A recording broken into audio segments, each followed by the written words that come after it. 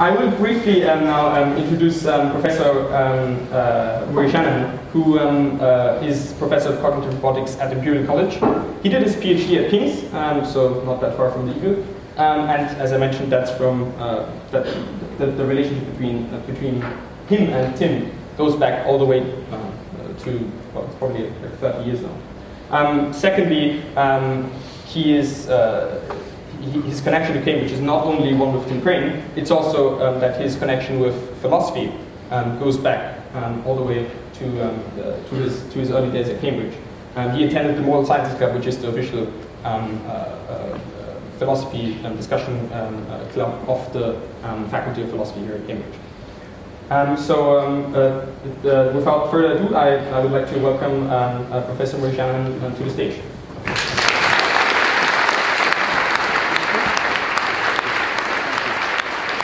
So the question that we're supposed to be addressing this evening is this question: is artificial consciousness possible? And in time-honoured Cambridge tradition, I'm going to not answer that question, but a different one.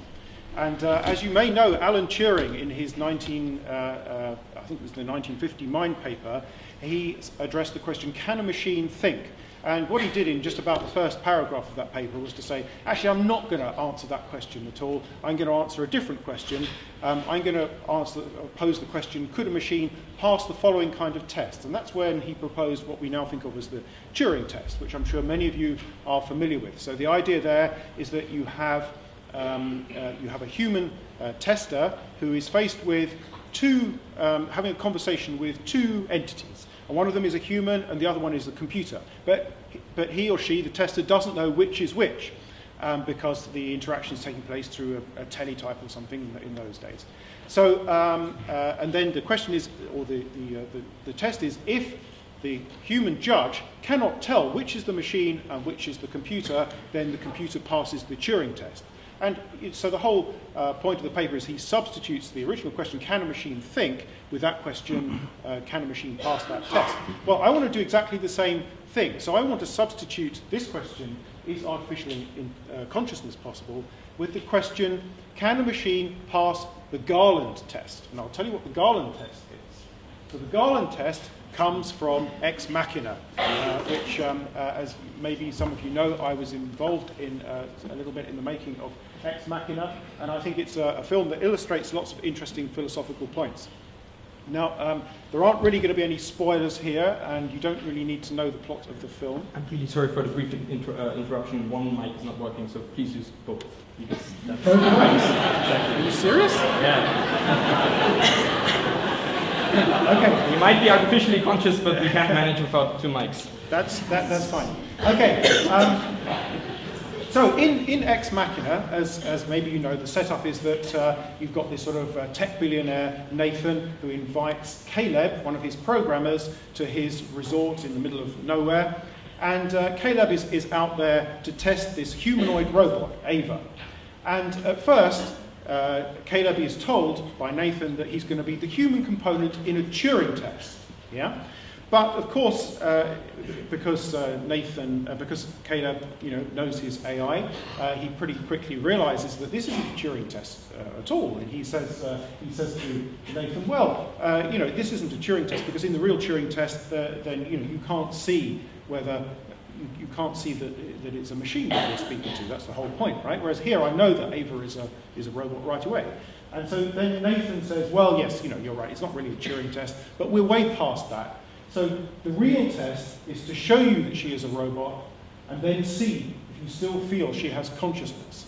So what I'm interested in is this question. And I think the question, is artificial consciousness possible? I think we should substitute it with this kind of question. Is it possible to build something that passes that test?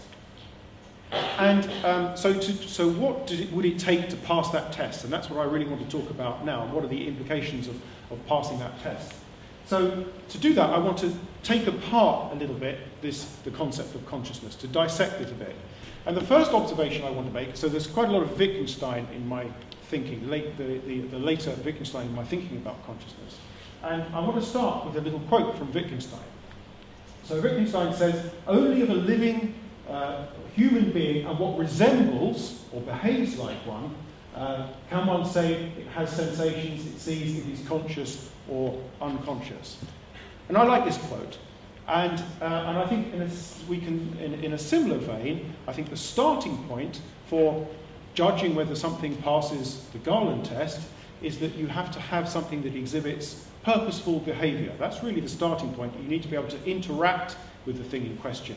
So hence I would say that only against the backdrop of purposeful behaviour do we speak of consciousness. And against that backdrop of purposeful behaviour, if you've got some entity, so in this case a humanoid entity that's exhibiting purposeful behaviour, then you can start to think about this question.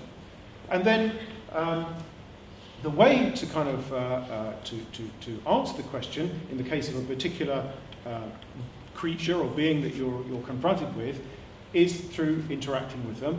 And then you can think about a number of aspects of consciousness, or a number of psychological attributes that we associate with consciousness in human beings and tend to come bundled together, as a package in human beings, but we can imagine them being prized apart in an artificial entity perhaps.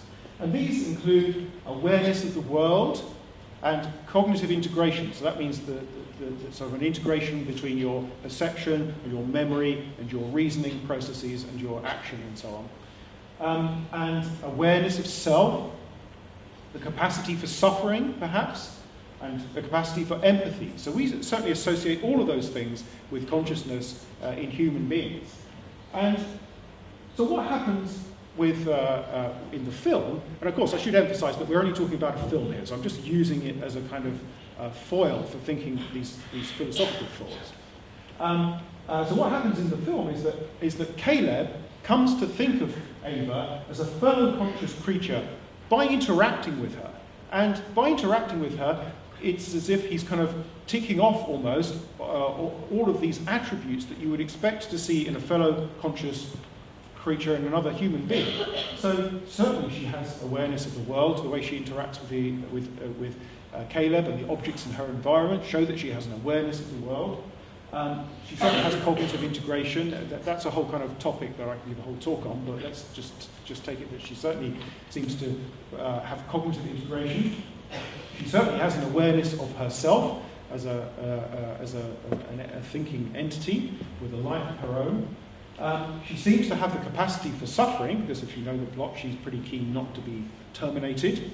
Does she have empathy? Well, that's not entirely clear. Again, if you know the plot of the film, it's really not clear that she has the capacity for empathy exactly. And so basically, the point is that it's through interacting with and engaging with Ava that eventually Caleb, as I'm going to use this phraseology in a minute, comes to adopt the attitude towards her that we all adopt towards a fellow conscious creature. And that's the way he starts to think of her and treat her. But of course, maybe he may, again, if you know the plot, maybe he made up his mind a little bit too quickly. And so that brings us to a very important point, which is the possibility that you might interact with an entity and you might start to adopt the attitude towards them that you adopt towards a fellow conscious creature, but you might get it wrong. You might get it wrong because perhaps the entity in question is a very good mimic and is trying to fool you. And actually there's a direction in the script of the film which didn't make it to the final cut, and I rather like this little direction because it makes you think about the film in a different way. And it's right at the end of the film, so where she's interacting with this pilot, helicopter pilot, and it says, facial recognition vectors flutter around the pilot's face, and when he opens his mouth to speak, we don't hear words, we hear pulses of monotone noise, low pitch, speech as pure pattern recognition. This is how Ava sees us and hears us. It feels completely alien. So this leaves open the possibility that maybe Ava isn't really conscious after all, or not in the way that we normally think of it. And maybe certainly we sort of know from the plot that in a sense, maybe Caleb was being fooled. So what would be the solution? I mean, how would you resolve this? Well, I think that it's all about having more interaction and finding out more about the being or the creature or the AI in front of you. So maybe you'd want to know a little bit more about how this creature or this AI or this robot, how it worked, what went on inside, and that may inform the attitude you end up taking towards them, whether you treat them as a conscious, fellow conscious creature or not. I just want to sort of nearly finish now. I just want to emphasize this phraseology, which I think is really important, about attitude versus belief. So again, coming back to Wittgenstein. So in the philosophical investigations, Wittgenstein considers this question. Or suppose, or he imagines somebody, saying a classic kind of philosophical, skeptical point. Well, how do I know that all of these people around me aren't just mere zombies? How do I know that, even my good friends are not zombies? How do I know that Tim is not a zombie? That there's nothing going on inside? That he doesn't feel anything? There's no consciousness there at all. And Wittgenstein then responds to that by saying, well, it's not really a matter of belief as such at all. The whole way of phrasing that question has too much metaphysical baggage. And rather, Wittgenstein says, it's rather that my attitude towards him is an attitude towards a soul, for which we can read, a fellow conscious creature. So don't read too much into the word soul. So I'm not of the opinion that he has a soul, rather my attitude towards him is that sort of attitude. And so Caleb forms this kind of attitude towards Ava through interacting with her, and I think that our attitude towards any future artificial intelligence, and the way we treat it and talk about it, well, that would emerge from our encounters with it. And really, we have to await the creation of something that sophisticated before we really know what our attitude towards it will be. Okay, so now this is my last slide. So I recently published this essay in Eon magazine called Conscious Exotica. Apart from anything else, I'm really proud of the title.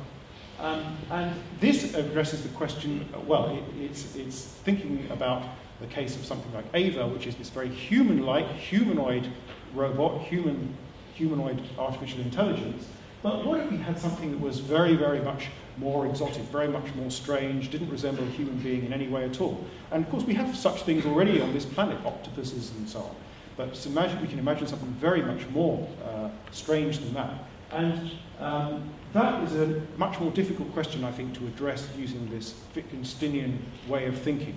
And if you're interested in that, you can take a look at that essay. And I always finish off by plugging these books. If you really want to find out more about what I'm thinking, then you can look at these books. But unfortunately, the one on the left is obscenely expensive. So get it from the library. Okay, thank you.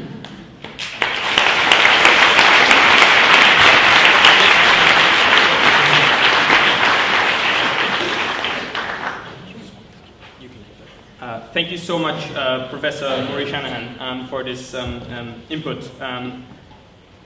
Next up, we will have Professor Tim Crane, who is not from very far away. He is the head of the philosophy faculty, which is just on the other side of the street. Besides that, he is one of the leading philosophers of mind of our time. He has written books like nearly as beautifully designed as those, but certainly as well worth reading. One of them has just come up in its third edition, if I'm not mistaken, The Mechanical Mind, which is a fantastic introduction to these topics. And yeah, please help me welcoming him on stage.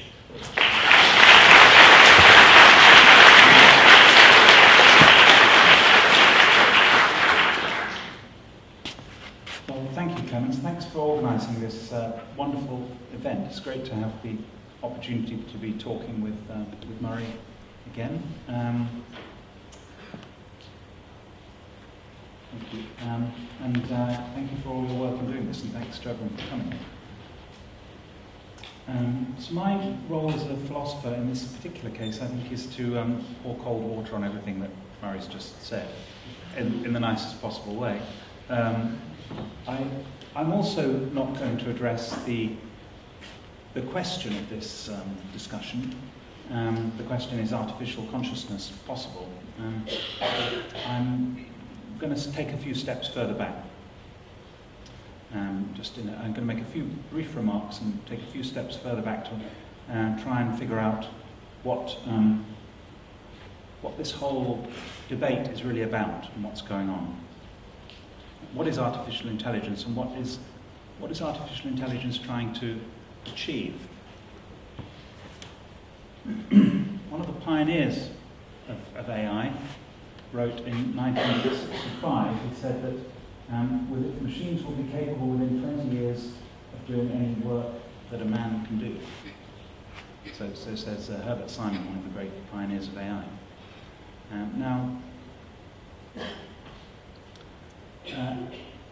In one way, of course, his prediction was shown to be completely false. In 1985, which is when I came to Cambridge, machines could do very little. Philosophy graduate students would sit in the computing centre on the new museum site, sending emails to each other on single-line text-edited, flashing green on black screens.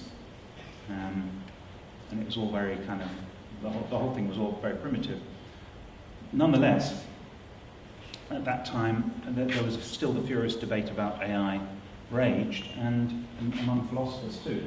And the skeptics at that time, of whom there were many, would say that computers will never be able to do things like play chess like a grandmaster. They admitted that computers could play chess, but never play chess like a grandmaster. That's what Hubert Dreyfus said in his book, What Computers Can't Do. They would never be able to recognize faces. Computers would never be able to recognize text. They'd never be able to really learn anything, just produce a simulation of learning, and so on. There are many, many objections to the sorts of things that computers could never do. And various arguments were offered for why computers couldn't do those things, and all those arguments were destroyed by the facts.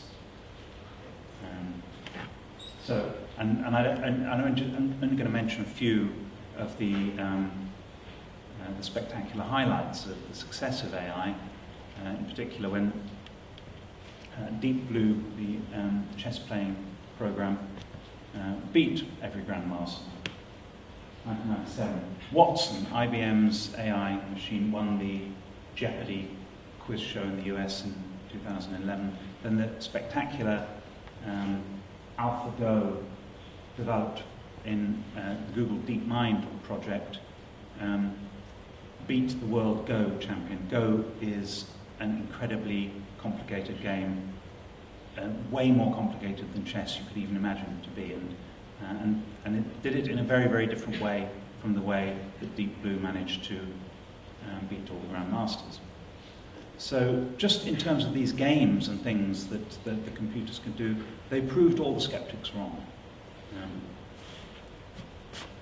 And of course there are many other things, and all of us live with the products of today's AI in our pockets, or on our desktops, on our televisions, washing machines, and all sorts of things. There. So, the iPhone has a lot of AI in it. It can do all sorts of things that previously people thought only a human could do. My iPhone says things like, if I say I'm going to meet a certain student, it suggests where I'm going to meet that student on the basis of where I've said I'm going to meet the student in the past, and things like this. My iPhone learns, it recognizes faces, it recognizes text, it recognizes voices. It's not very good at doing things with the voice messages that it recognizes. So I'll come back to that in a minute. But this is, I think, the successes of computing and artificial intelligence in its practical applications are quite staggering, and something that I think probably even Herbert Simon couldn't have dreamed of. And the reasons for this are very interesting and not reasons that I fully comprehend myself. Murray will be able to talk more authoritatively about that. However, there's a sort of paradox here in a way. The paradox is that the more success AI comes up with,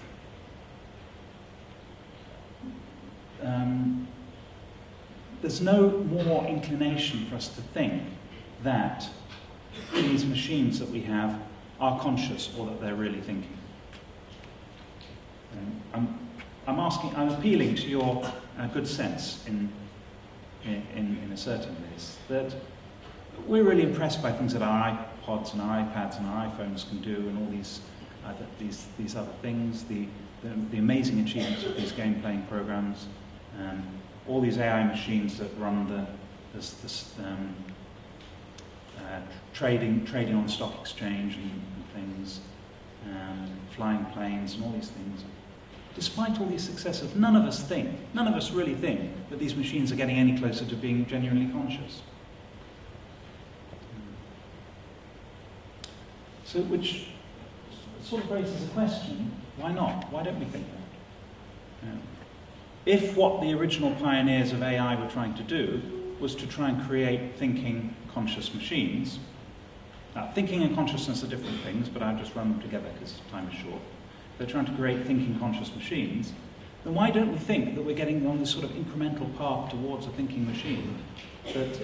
All these things that you now have in your pockets, why don't we think that they're getting closer to being something conscious? I'm assuming that we don't think that. I'm assuming that when you talk to Siri or your voice recognition software, you don't think that Siri is conscious. And whether Siri is thinking is another thing. Maybe we'll come on to that. But you don't think it's conscious. You don't think your phone is conscious. You don't think it has any of those features that Murray clearly articulated as the features of consciousness.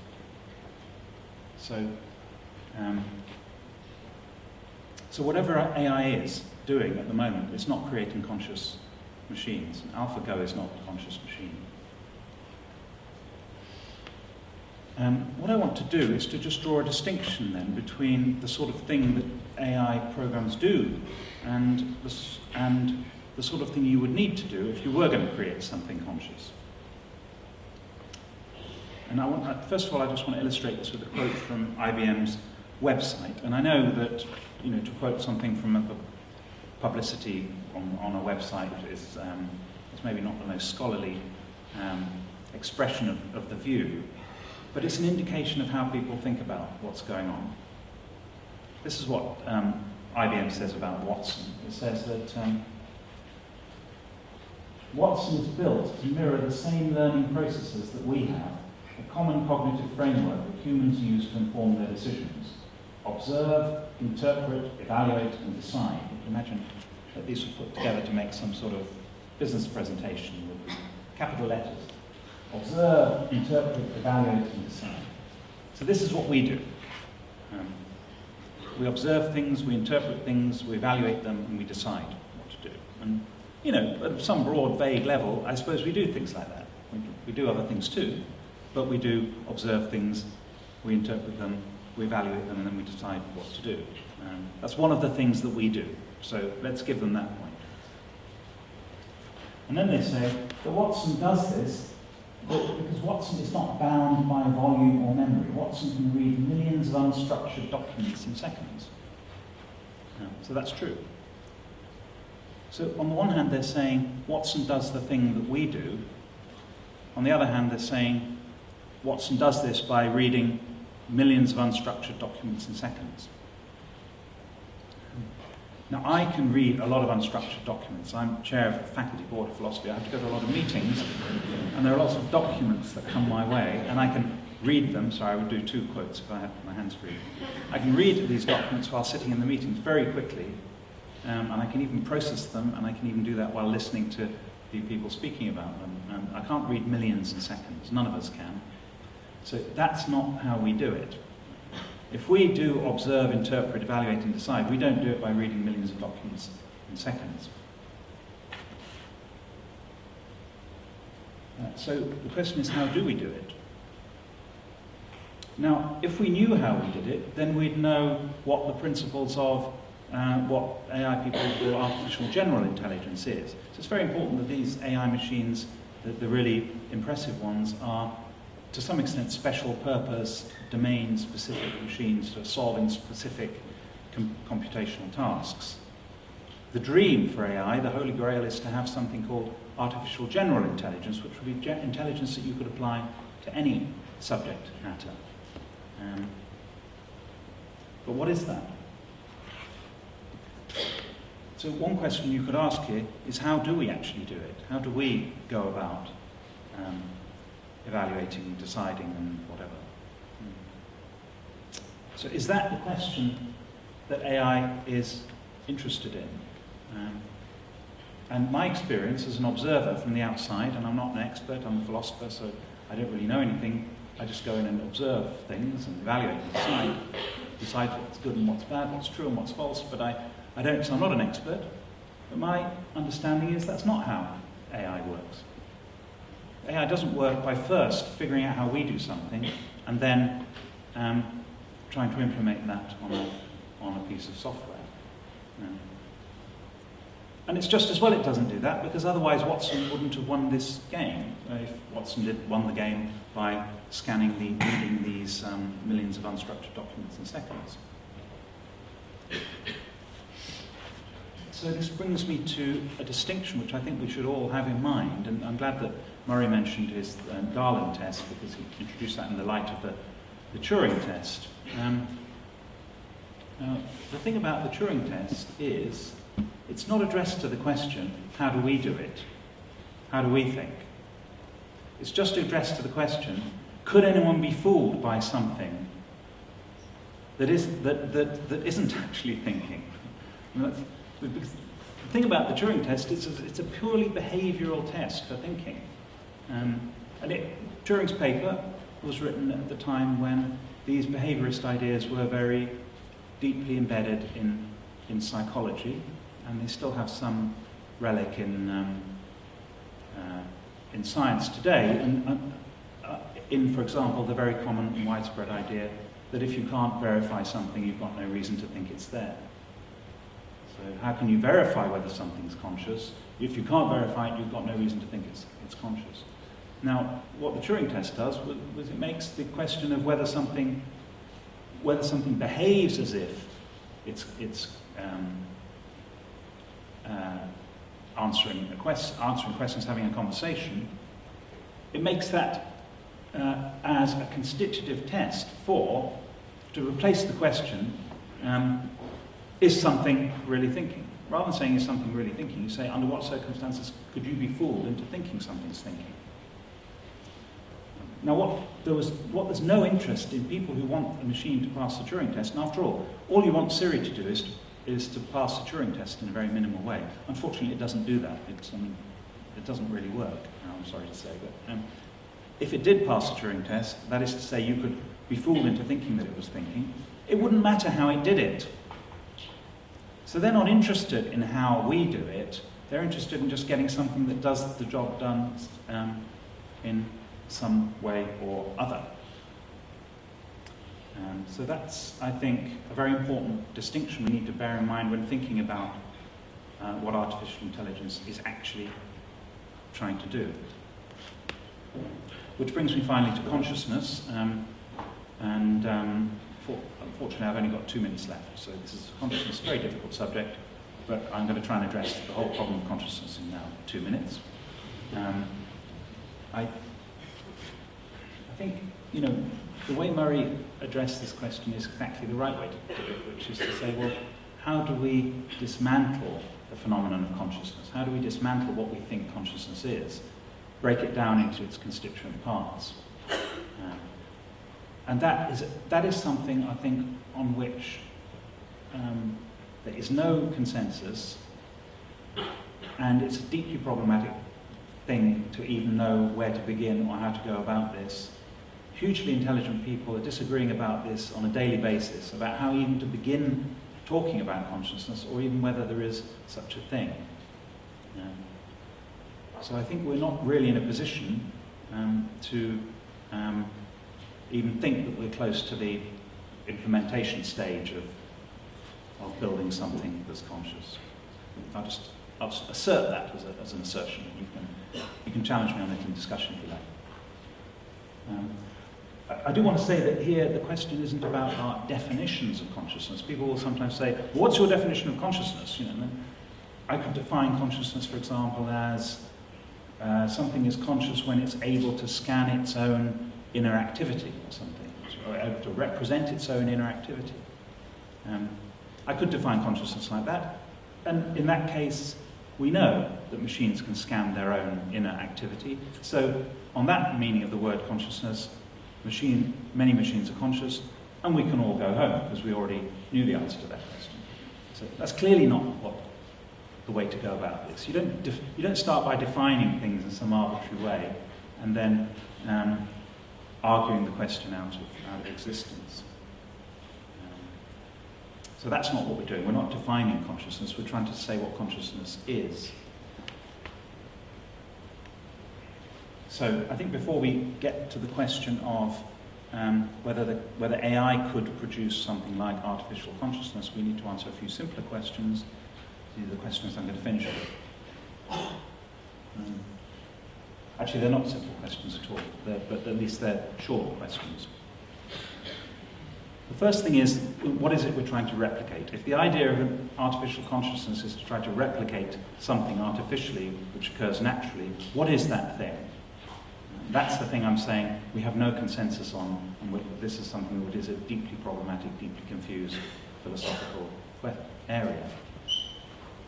Sorry. We could say that what we're trying to do is to replicate whatever humans do, whatever it is that humans do when they think. And then you could ask, well, could that in principle be replicated? So supposing you could build a human being, supposing your science had got so sophisticated that you could build a human being from the molecules up, and you could copy one of us, molecule for molecule replica, and you knew how everything fitted together, and there's no mystery, ultimate mystery here, there's just building a human being out of chemicals. Supposing you could do that. Would you then have reproduced someone's consciousness?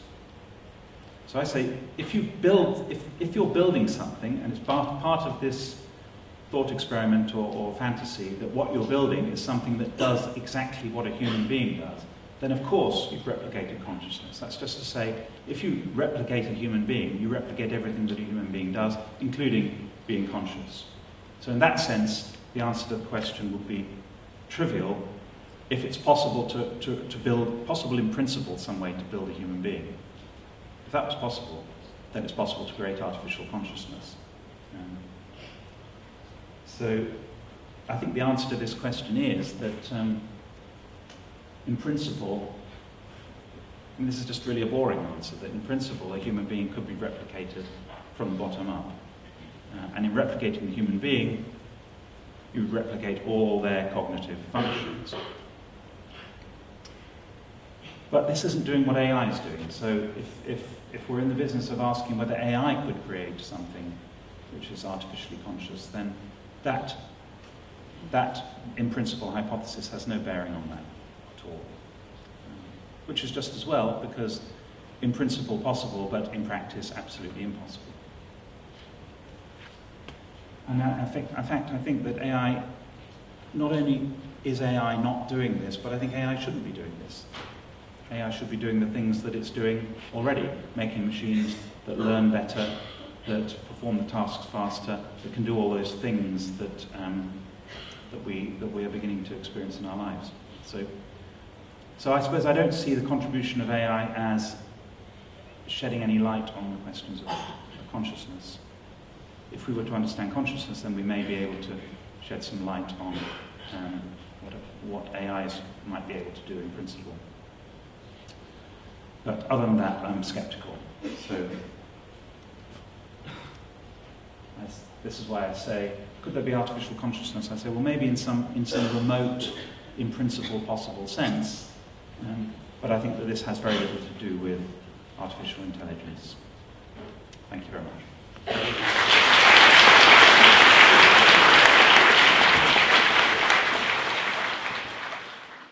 I'd actually like to start off the discussion on a rather informal note, namely kind of inquiring on how your views on consciousness and the possibility of artificial consciousness have evolved over the last 30 years, given that you've thought about it for so long.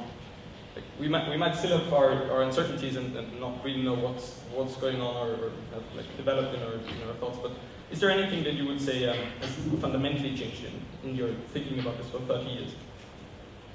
Shall I start? So I think actually when Tim and I were discussing these kinds of things in the Eagle 30 years ago, that probably the topic of consciousness didn't come up all that much, actually.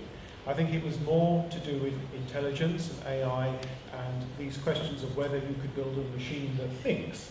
So that was the kind of question that was current to some extent in the philosophy of mind at that time, with people like John Searle expressing skeptical thoughts and so on.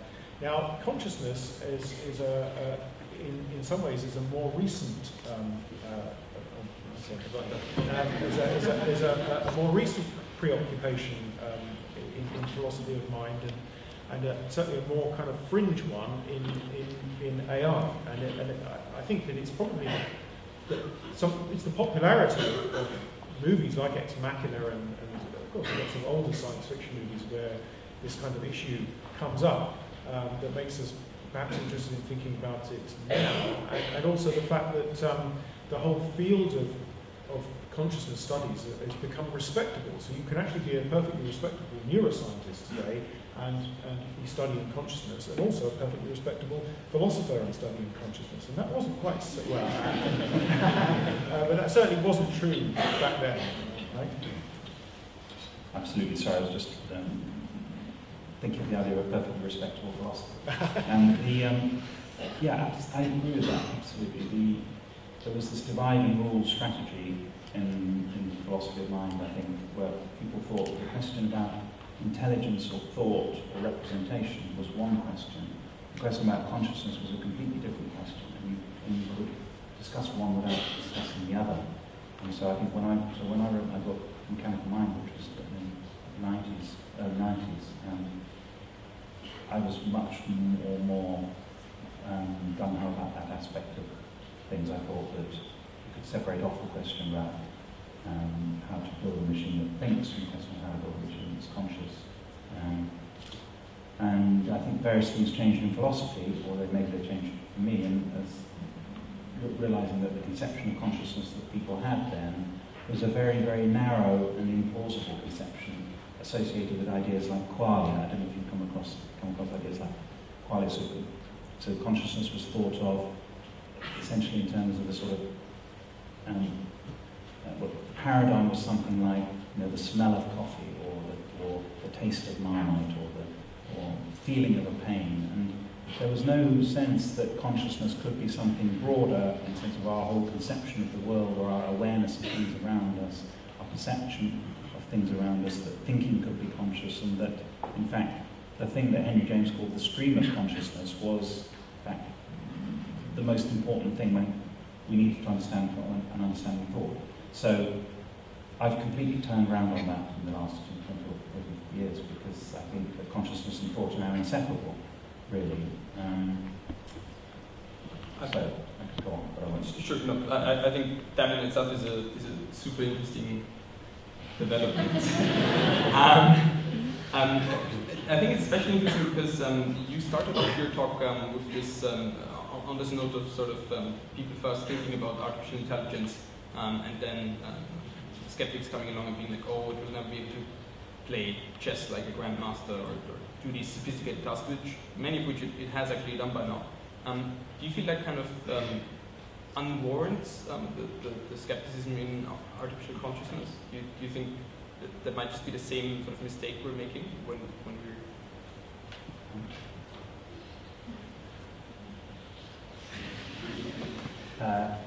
Obviously no, because the whole point of my talk would be undermined. But I studied philosophy at Cambridge. I've been taught to do these kinds of things. Yeah. Yes, I've met people like you before. The thing about chess is that we know what chess is. And chess is a game, it has rules.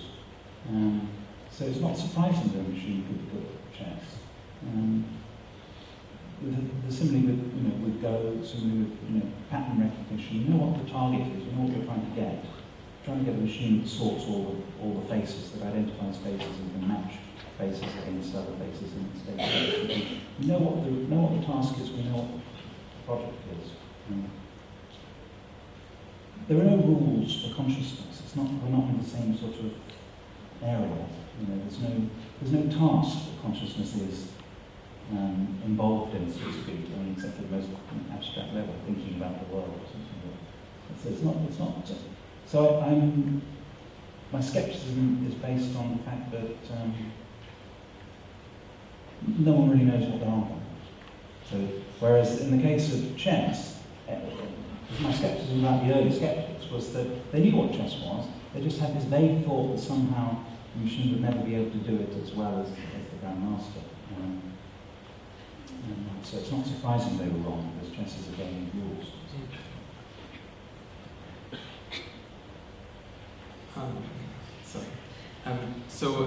If I might invite Mori back into the discussion here, I think it's an absolutely valid point that we kind of don't know what we're on about when we talk about consciousness, right? There's so many conceptions of it. You pointed out various aspects of it. But do you feel that amongst the sort of technological community, people feel like they're getting closer to having some idea of what consciousness might be and how we might replicate it, or is it still this completely vague thing which we don't have a proper understanding of? Well, first of all, let me say I'm pleased to hear the philosophers acknowledge that they don't know what they're talking about.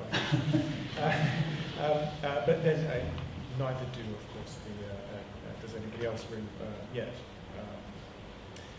Although I think we are making some progress, actually, both the philosophers and neuroscientists are making some progress in understanding better.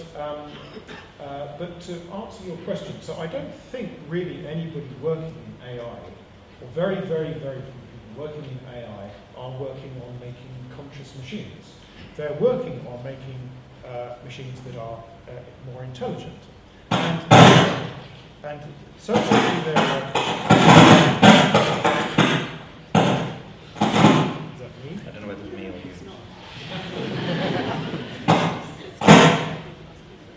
Oh, I'm back. I'm back.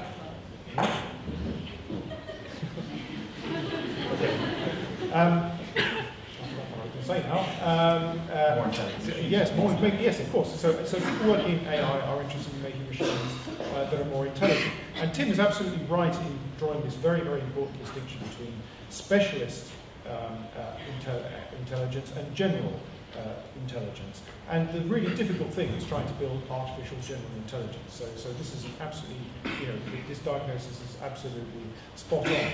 But I think I do disagree a little bit about the relationship between intelligence and consciousness. Or maybe we don't. I mean, maybe we should tease that out, because it does seem to me that they are concepts that you can dissociate from each other. And I think you can imagine trying to create artificial general intelligence, and that indeed is an aim of certain companies like DeepMind are quite open about the fact that they're trying to move towards artificial general intelligence, but they're not necessarily thinking that they're going to make conscious machines as a result of doing that.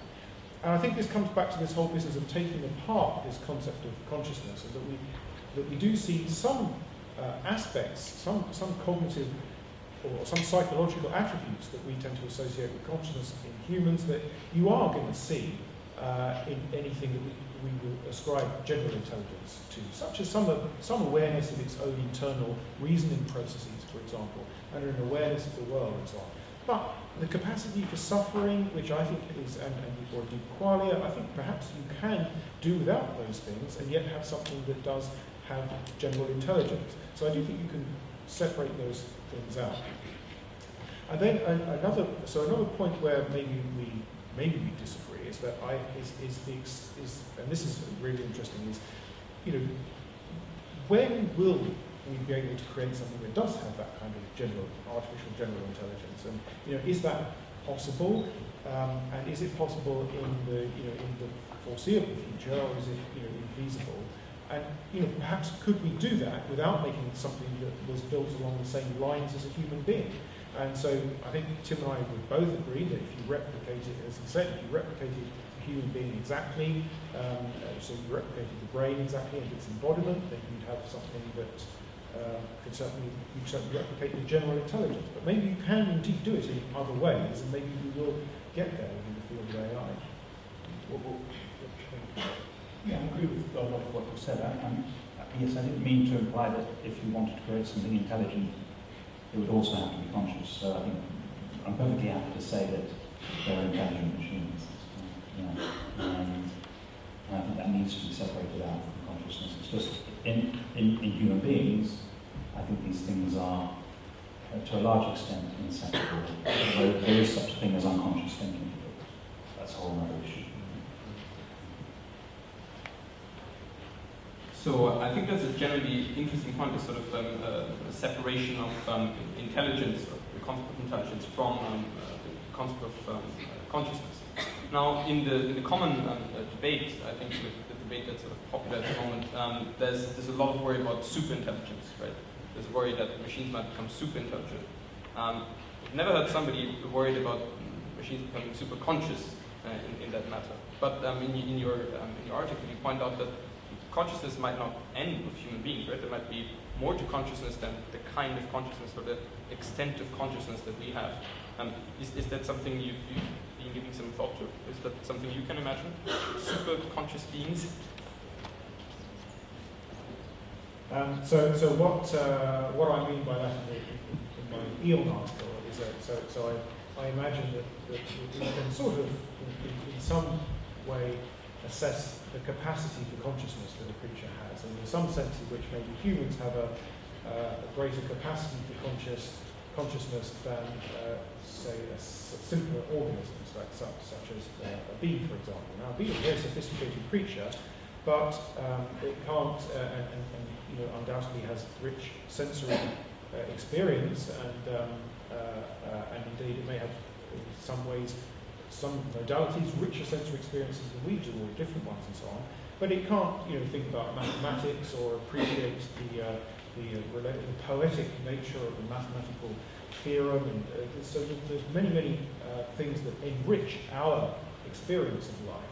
And I think that we can imagine creatures, whether they don't necessarily have to be AIs, they could be, some exotic extraterrestrial creature somewhere else in the universe that has, a larger capacity, greater capacity for consciousness than we do, because maybe it could hold in its mind, some glorious, elaborate mathematical structure that we simply cannot. And so that's sort of what I had in mind when I was thinking about super consciousness and that. But super intelligence so that's a whole, again, I think you can separate these things out. Super intelligence is another matter altogether. And now I do tend to, and this is a topic people talk about a lot, and I don't think you have to have consciousness to have human level intelligence or to have superhuman level intelligence either. But just, I think it's interesting to think about the difficulty of creating human level AI, which has got to be this kind of general intelligence, and the difficulty of creating something that is super intelligent. And my view is that the tricky bit is to get to the human level AI. And that if we did manage to make human level artificial general intelligence, then actually the step to super intelligence wouldn't be so great, because you can basically, once you've liberated intelligence from a biological substrate, then you can simply speed things up. There are some simple ways of getting even smarter, speed things up or increase the memory capacity and so on. So, and people also talk about self-improving AI, but I don't think we even need to think about that before seeing the step from human level AI to superhuman level AI is not such a big one as the one from where we are now to human level AI.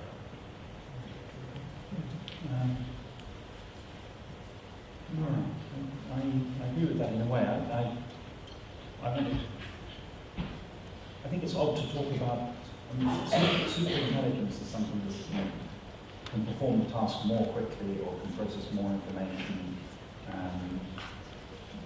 more than faster than some other intelligence. I think it's odd to think of consciousness like that, because when you talk about the super conscious type creatures, well, creatures that are conscious of the world in a different way than we are, or conscious of different things from the things that we're conscious of. So I would say, dogs can hear these very high-pitched sounds that we can't hear. That doesn't mean they're somehow more conscious on the hearing side of things, or that animals that have tetrachromats and they can detect more colours than we can detect. I don't think they're more more conscious in some way. They're just conscious of different things. So I'm not sure about the idea of the scale of consciousness. We can certainly conceive of the possibility of some being that's conscious of things in a very different way. Because it's real, it happens. As for the superintelligence, I think I totally agree with you that the issue is not making the issue of creating sort of artificial general intelligence is not making something that's faster and bigger and has more storage than we have. And just the issue is identifying what general intelligence is in the first place, and that's why I think we should be thinking about what it is that we do, what we think is intelligence. And so, if that is a project, then the project ought to start with psychology rather than with just designing things that would solve the problem. One of the things that I think that is a big issue within AI is that we can create a simulated replicant machine in every way that produces the same faculties that we do. But in order to have intentionality to assert propositions, it needs to self-identify itself from the external world. And that means it might need to have some sort of vulnerability, some human flaws to identify and think for itself as a separate self-identifying machine. And I think that's the issue. I think the development of the AI within Luke Steele's computers that can start creating their own language is like the first step in the direction for creating self-identity. So basically, I wanted to ask you what you think about that situation. So you made me think of a very important point that needs to be made in this context. I always like to make that a great deal of nearly all of today's efforts to create artificial intelligence is really about creating tools, and it's not about creating beings that have an existence in their own right for themselves, as it were. Now, so it's about creating tools. And so there is no real issue of self-identity in a sense there. So it would be very hard to pinpoint exactly what would constitute a self at all for that kind of tool AI. And it could become very sophisticated and very intelligent, and yet there would be no real self there. There'd be nothing, if you tried to close your hands on the self, it would slip through, So that's an important point. And at the same time, we can imagine, though, trying to build something that does indeed have a self and that can identify, itself and distinguish between itself and the rest of the world. And that might come down to an issue of embodiment. So some kinds of AI that we're building today are embodied, and some are not. Embodied as in robot form, and then others, such as Siri, are not embodied. And so certainly if the starting point for us to think of having a self, I think is being able to identify our own bodies. And so that perhaps would be a starting point. If that was the kind of AI you wanted to build, then that would be the sort of the starting point of embodiment, perhaps. Yeah, thanks very much. I think we may have been at cross purposes because I wouldn't disagree with it. A lot of the products of AI research are designed to sort of, so to speak, extend your own capacities, things that you can use to help you to do more things in the world. And as Murray says, these are tools, so they're not, no one's trying to build a subjective experience or something like that. But I actually agree with you that if anything is going to be conscious, then there has to be the distinction within its experience between what is it itself and what is not itself. So what's present to it and what is being presented to. And I think that's a fundamental fact about consciousness that needs to be at the heart of our understanding of consciousness. And I think it's lost by thinking of consciousness in terms of these simple sensory qualities of like qualia or something. I think the role of the self in consciousness is essential. So I think you're right, but it just makes me more and more sceptical that about two things. One is that that that's an engineering problem that could be solved, or that even poses an engineering problem, or even poses a question that an engineer would want to solve. And the second thing is that I just don't think that that's what AI is all about, for the first reason that you mentioned.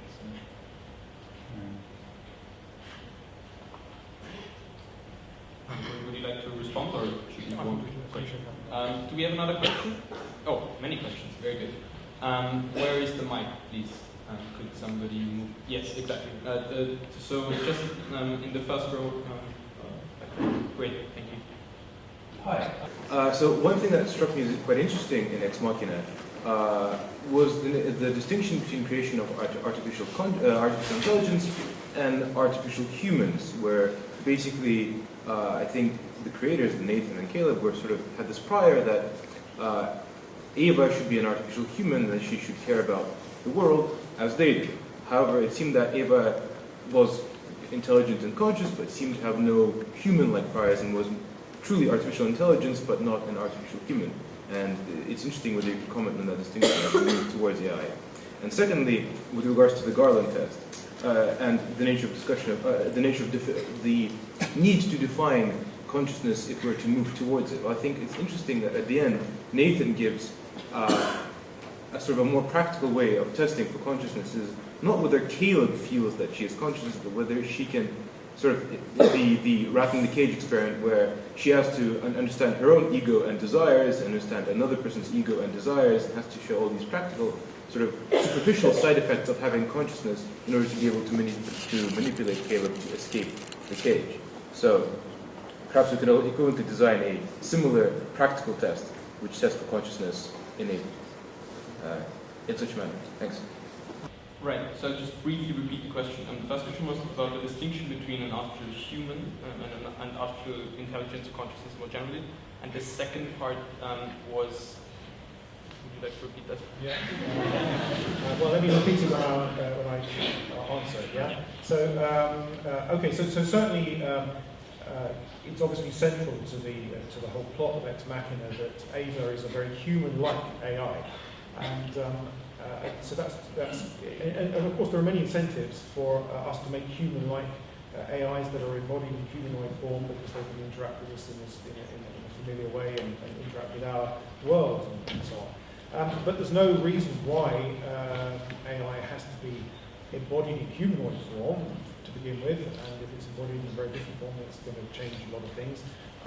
Or indeed why it has to be embodied at all. So this relates to the previous question, and I think we can imagine, or indeed even if it is embodied in human-like form, then its mind, as it were, might be very different to our own as well. And I think we do get glimpses of that with Ava in the film, and I think that is very, I don't know if realistic is quite the right word, because this is all in the imagination, but it's very convincing that there might be exotic kinds of intelligence that are as smart as us, but are somewhat different. And she perhaps has very different concerns to humans ultimately. So, yeah. And then the second. No, I've forgotten what the second question. Oh, yeah. Okay. So yes, the second question relates to the fact that in Ex Machina, Nathan has a different kind of test in mind, really, as is revealed at the end of the film, in a way that he's more interested in a different kind of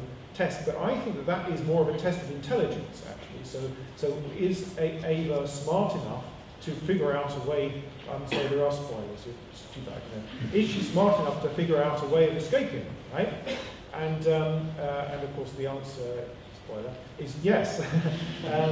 She is, and so she passes Nathan's test, which is a bit different from the Garland test, and I think that also highlights the fact that intelligence and consciousness are different, quite different things. Tim, do you want? Yeah, just very briefly, because I'm in a weak position here because I haven't actually seen the movies. So.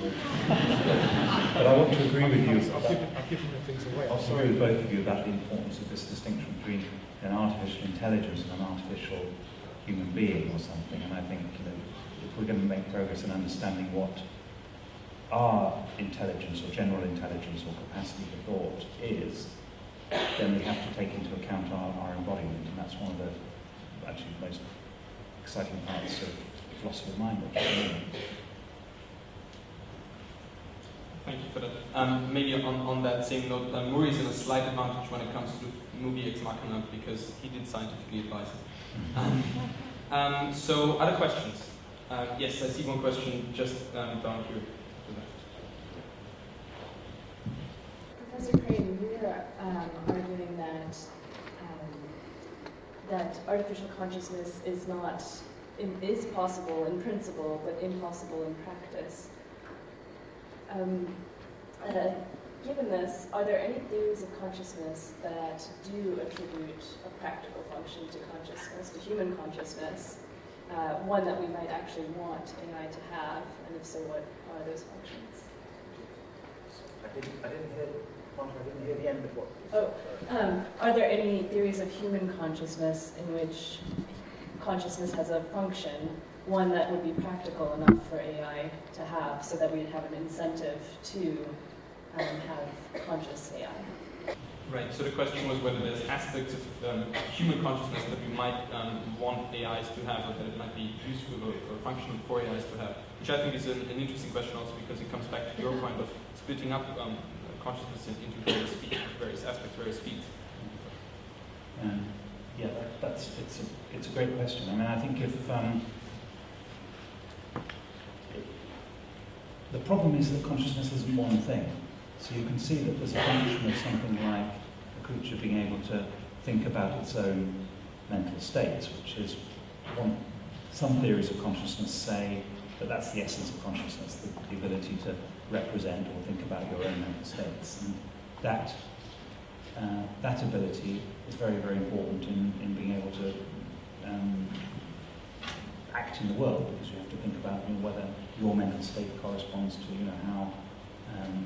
how the world is, or how it's going to help you to get what you want, or something like this. So, but another kind of case is the case of conscious sensation, bodily sensation, where pain is something that clearly has a function, and this function is quite well understood. And if you wanted to build a creature that could feel pain, you would want to try and a creature, some sort of machine that could feel pain, you'd want to try and replicate that function, which is a function to protect the body. But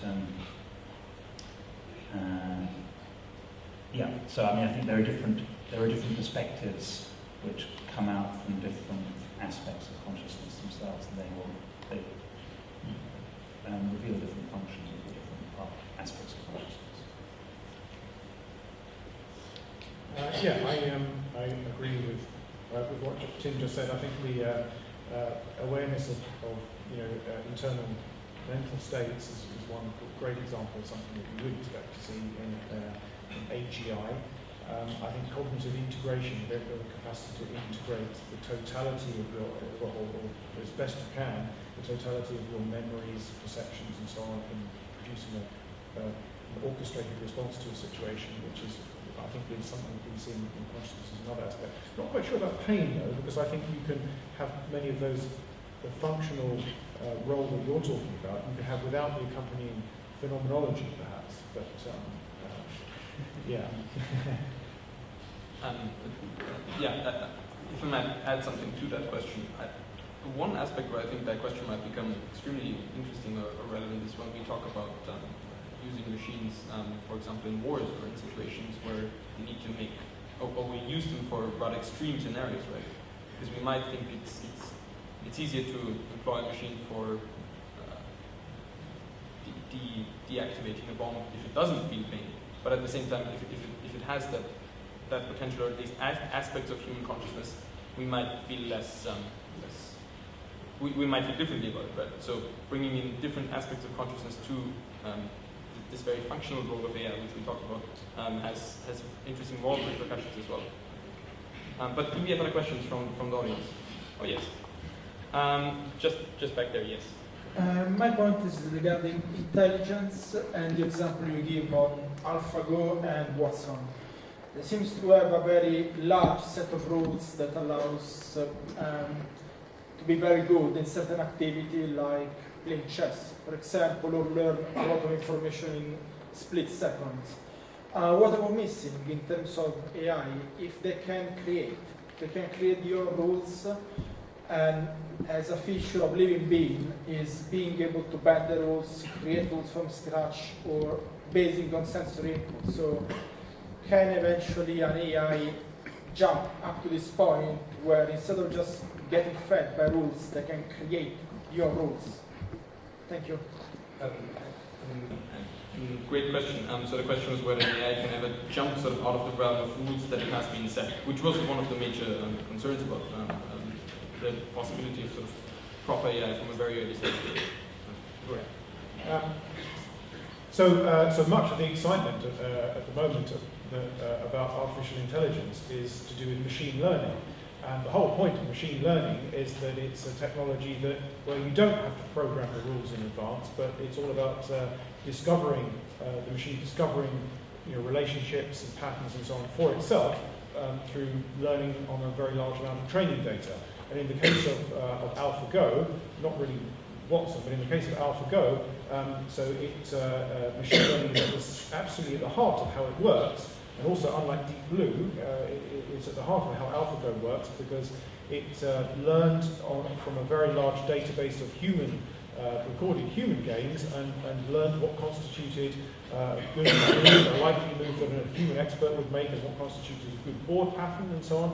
And it was it absolutely discovered those rules for itself. If you can call them rules, it discovered them for itself. So I think it's a bit of a misleading to think that that's the barrier here.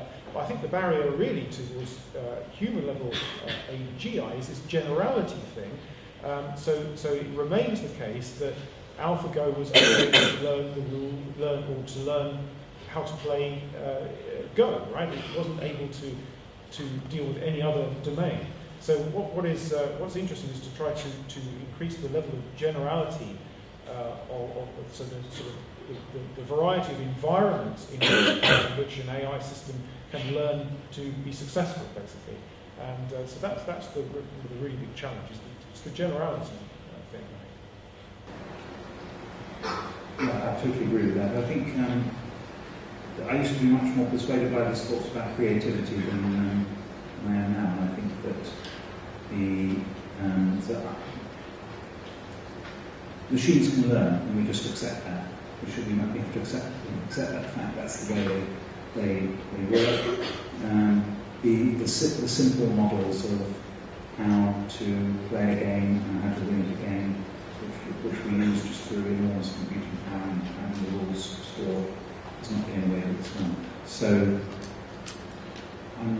I don't mind learning and creativity. That's fine. Creativity, maybe they can't write a poem or a symphony, but the AlphaGo machine can make a creative move. And on that note, I'm afraid we will have to end and walk to the other side.